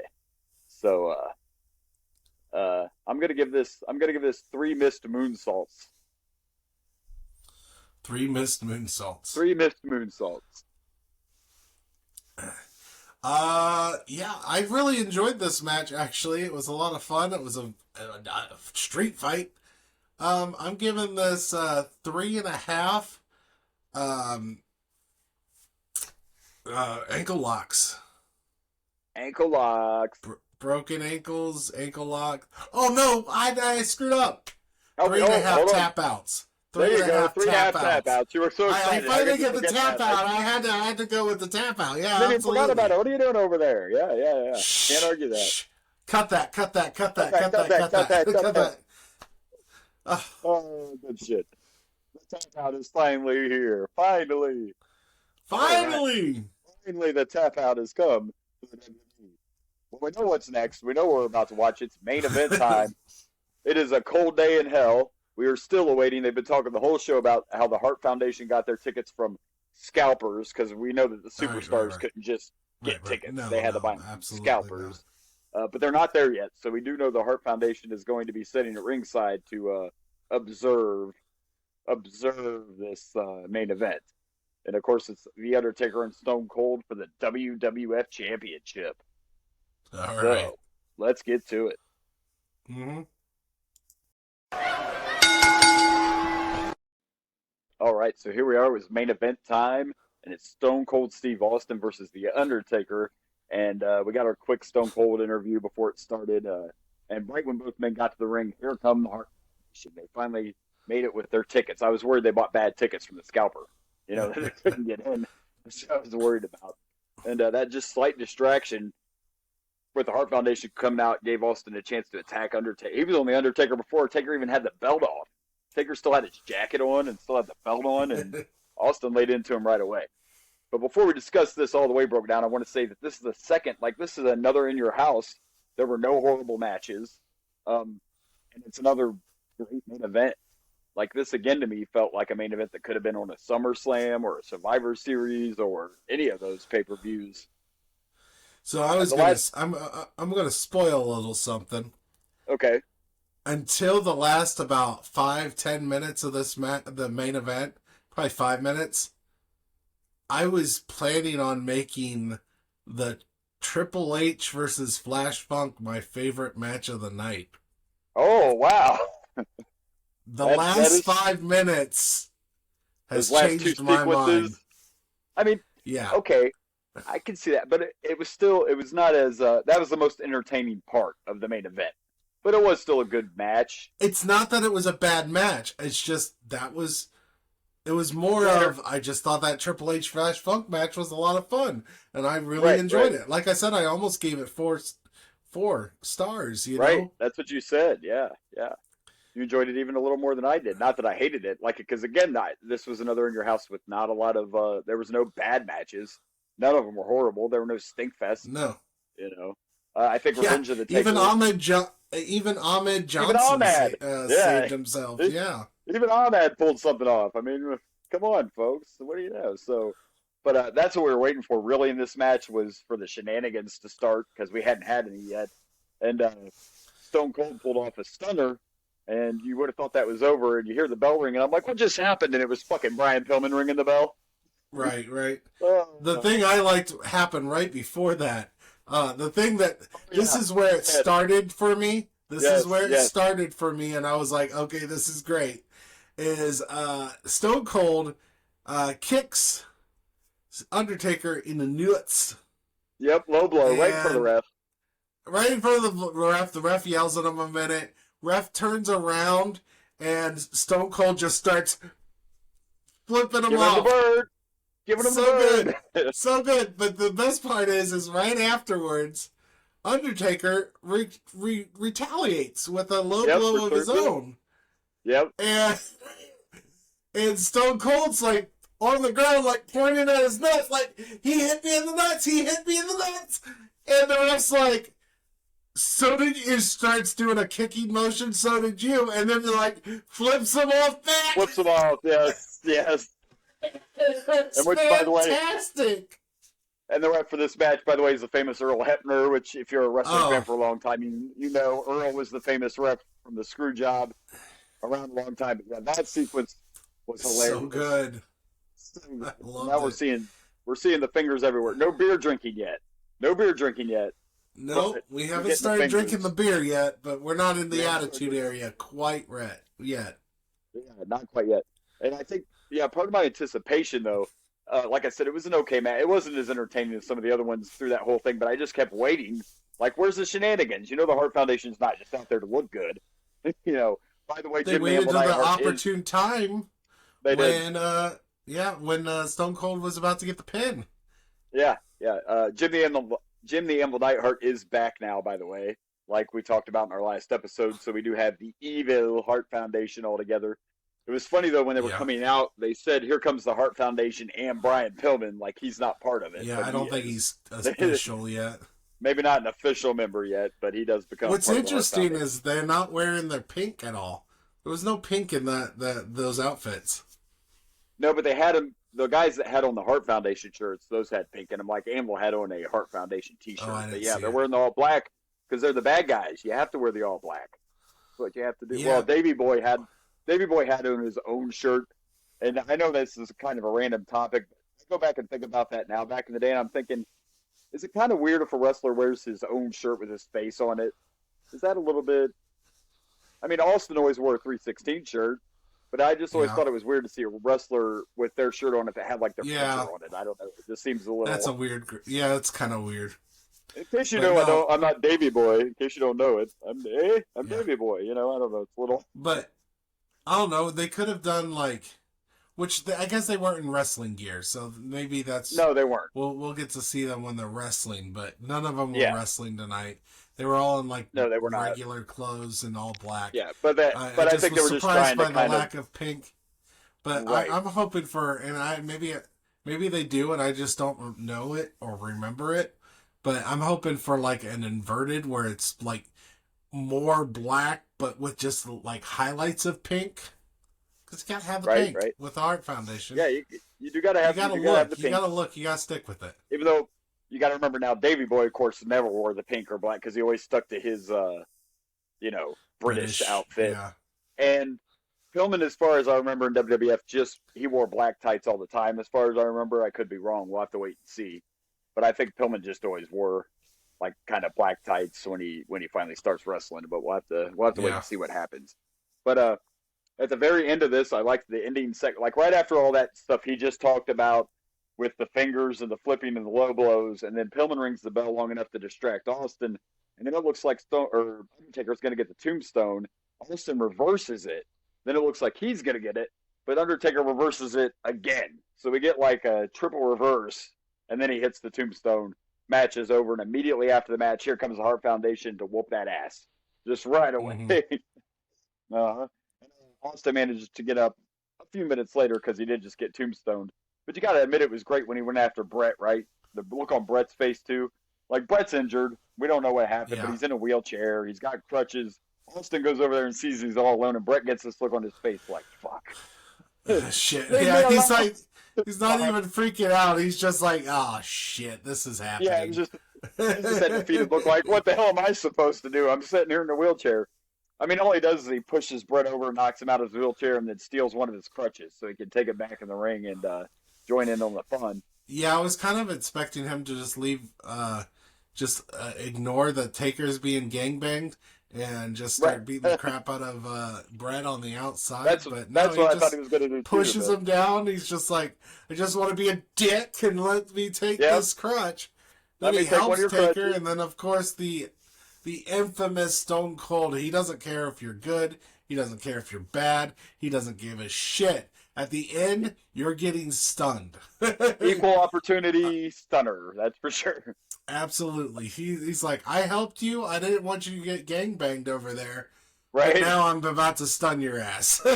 Now, and as much as I love The Undertaker, and he is a legend, Undertaker does not take the stunner the best, but we'll forgive him for that. No, well.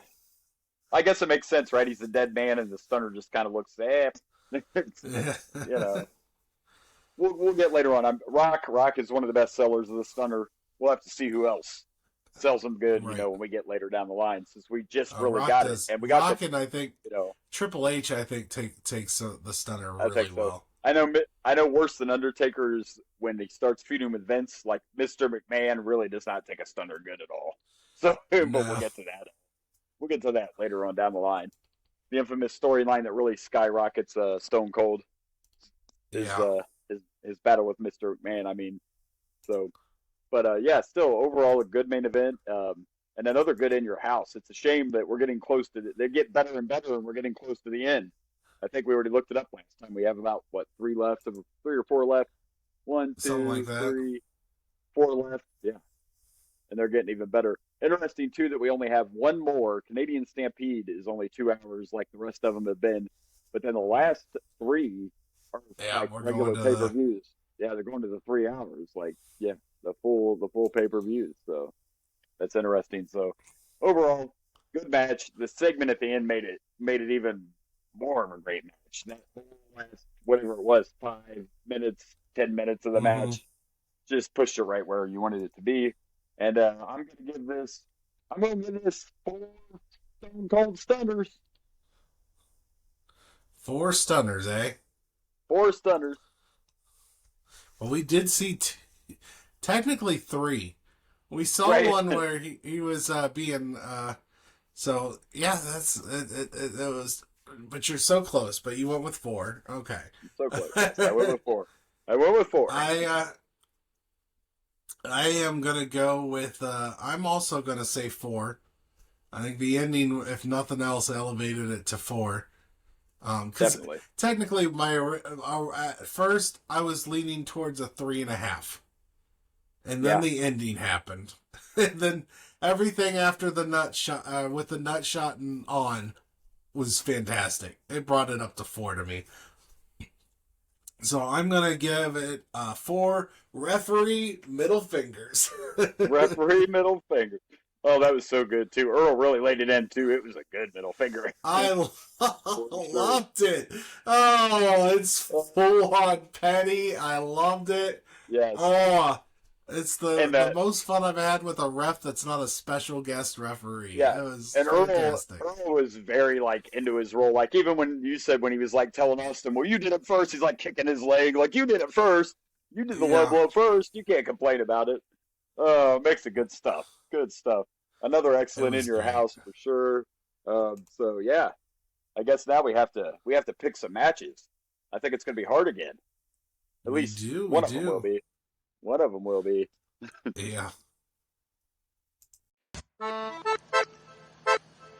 Favorite match of the night. All right. Well, this is the easier one, which usually tends to be with favorite match of the night. Actually, not as easy as I say, but I'm going to go with the main event, which is probably the easy way out. And that may not have been my original pick, but the end of it, the way it ended it, and the story with the Hart Foundation and everything, put it over the top for me. So my favorite match of the night was Taker and Austin, the main event. Yeah, I've already spoiled mine as well. The main event is also my favorite match of the night. Once again, like I said, the ending stole the show for me. I was originally going to go with Hunter and Flash Funk because there was just a lot of fun spots in that match. And everything else was good, but not. I just thought it was pretty great. But all the fun stuff with Stone Cold and the Hart Foundation. I mean, this was sure. It was a blast, and it was a great way to end the pay-per-view. For sure. So I'm curious. You said that also changed your mind. What were you gonna pick? What was your favorite match of the night before that? Oh, see, he's trying to put me on the spot, huh? Actually, see, now I feel like you're lying. I feel like you already had it planned. You're just like main event. Main event was great. The main event was great. If the main event would have stunk, then mine probably would have been Rock and Mankind. Probably would have been my match. I kind of expected 2 legends. I mean, can't blame you there. Yeah. I just thought the match itself was, I mean, not bad. It was great. It was good. It was probably, in a way, it was like the main event. What put that one over for me was that damn putting that mandible claw on out of nowhere. I think and that was awesome. Absolutely. That was absolutely awesome, but this had a little more. This wasn't just one thing. This was the whole. Oh, for sure. Last 5 minutes was just bang. Thankfully, awesome. It was good. and we didn't have to worry about it. Bang bang, Mhm. Cactus Jack reference. I like that. Bang bang. Bang Bang bang. bang. All right. Absolutely. Let's pick our worst. I'd like to tell you that I did that on purpose. I But didn't it was even just think luck. about Captain. It's just I just said bang bang. It's good. Hey, I'm you glad could you have run caught with it. it. Yep. Hey, I'm quick sometimes.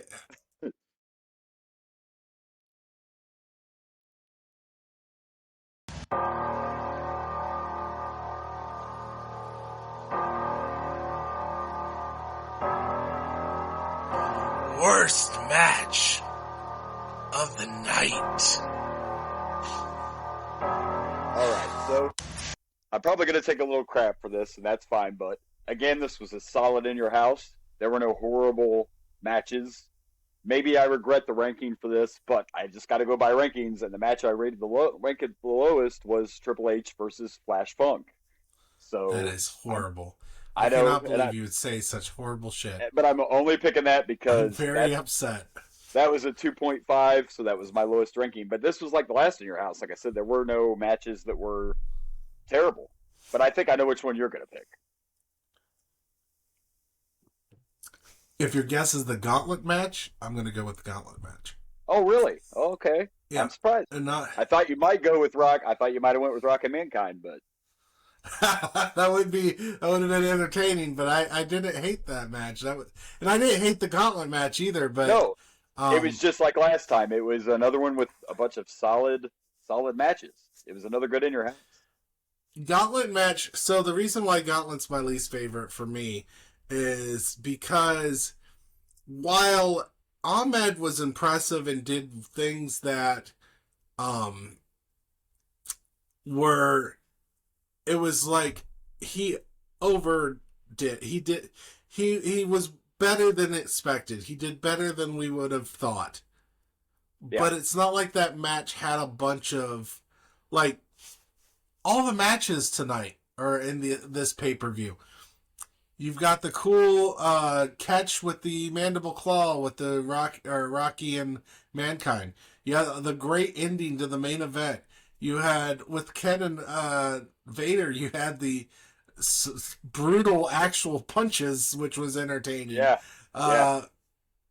And then Triple H had the great selling and stuff. That's the reason that it put it over the edge for me. There was something like, there was a highlight moment. There was a highlight moment in every single one of the matches tonight, except the gauntlet match. The only reason there's considered highlight moments in the gauntlet match is simply because we thought Ahmed did better than he normally does. Yeah. He actually showed That's some not a signs of being highlight. arrested. That's not a highlight. There wasn't highlights. That was, he didn't suck as like he normally does. Yeah. So for me, that's the worst match of the night because he just put on a passable match. He didn't give us highlights. Makes sense. I can't argue with that. I cannot argue with that's that. my logic. Every and I just now thought about it. Yeah, every match we watched tonight, there was some kind of highlight. There was something that made that match stand out. Yeah. And an in your house. Yeah. At an in your house. Yeah, it was another impressive one, that's for sure. The gauntlet match was just a solid match. It was just solid. Yeah. It was decent. It was good. There wasn't a highlight reel, but it was solid. It was decent. There was something. It was worth it. So yeah, you're right about this being a pretty strong in your house again. Pretty strong in your house. Yeah, definitely. Absolutely. Sure. So now that we're talking about how strong this in your house is, I think it's time to rank. It's time to rank.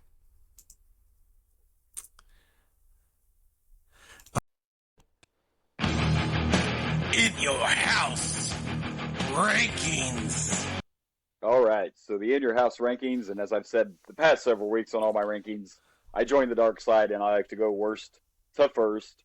We like to build the suspense. He twisted my arm enough. It's not the dark side; it's the right side. It's the right side. So here we go. We are now have 15 in your houses we've watched. So in last place, I have at 15, I have in your house 13. At 14, I have 4. 13, I have 3. At 12 is in your house 2. At 11, I have the original in your house. At 10 is In Your House 12. 9 is 9. 8 is 8. 7 is In Your House 6. 6 is In Your House 7. And then at 5, I have 11. At 4, I have 10. At 3, I have In Your House 5, which of course is Davey Boy and Brett. At 2, I now have this one, In Your House 15. And still at number 1 would be last week's Revenge of the Taker. In Your House 14 is number 1. Kind of surprised. Yeah. So I'm going to go with In Your House 4 at 14 or 15. Forgot we got 15 here. So let me update this on my thing and then I'll read it properly. Sorry. Yes. We are professional here, folks. So In Your House 4 is 15.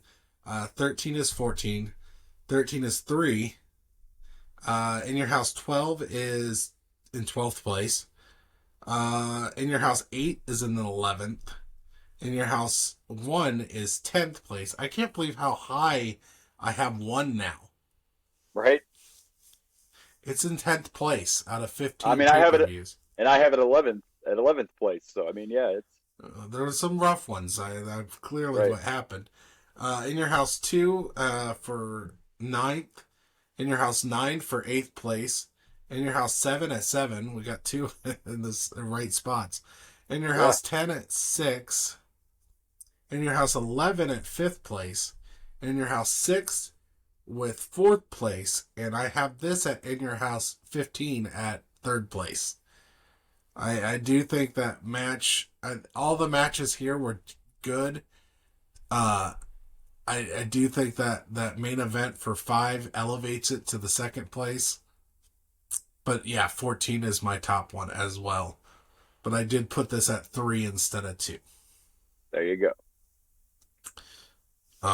Just because I don't think... I mean, last week we had... I think... Didn't we have 2 5s? Or it was just 1 5, the main event? But we just had 1 5. Yeah. We had a 1 5, but we had nothing touching 5. We didn't even have 4.5 in this one. Right. Where that In Your House 5 had that amazing 5-star match with Bulldog and Brett.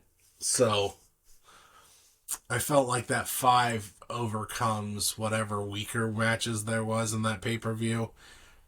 Even though this is a solid pay-per-view, I think 3 is good for this. It's going to be weird when we're done with the rankings for In Your House.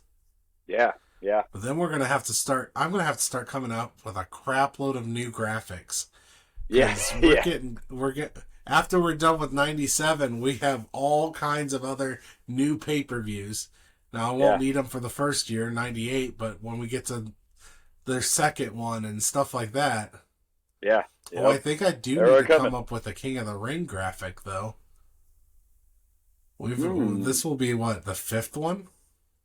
Something like that, yeah. We might have to start ranking the King of the Rings. Can't remember if we ranked King of the Ring last time or not. I can't either. And I don't have it in my notes on here. I don't think we have, which is weird for us, but we'll have to do that. We'll have to check into that. Because we do have King of the Ring next week, in case you guys didn't catch on. We do. All right.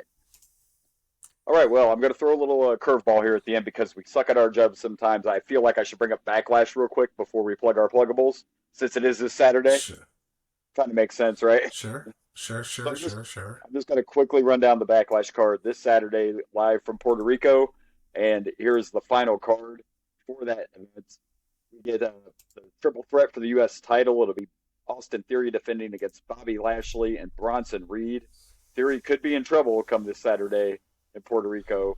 The Raw Women's title's on the line. Bianca Belair defends against, is it Io Sky? I don't know if I'm pronouncing that right. Io Sky? I think that sounds right. Io Sky. That's who's getting the Raw Championship shot. And of course, we have Seth Rollins versus Omos. Rhea Ripley will be defending her title against Selena Vega. And then we have Bad Bunny and Damian Priest in a San Juan street fight. Just to throw that in there. Okay. Then we have our 6-man tag. It'll be Kevin Owens, Sami Zayn, and Matt Riddle against the Bloodline. And, of course, the main event at Backlash is Cody and Brock. So there you go. There's your Backlash rundown. We will review it and give our opinions next week on the show.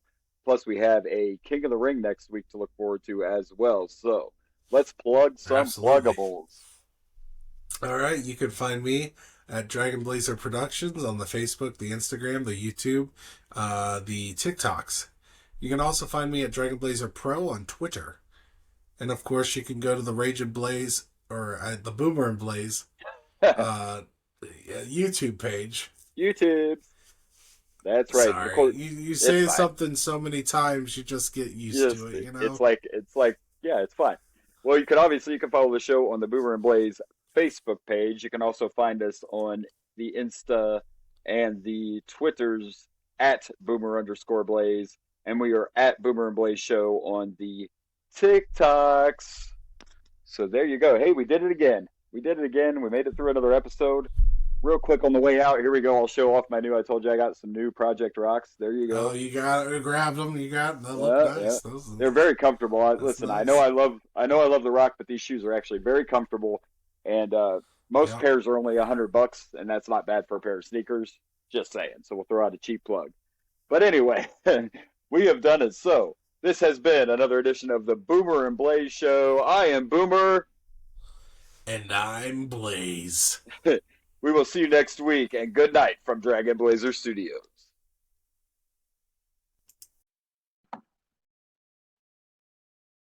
Hey everyone, this is Blaze from the Ragin' Blaze and the Boomer and Blaze Show.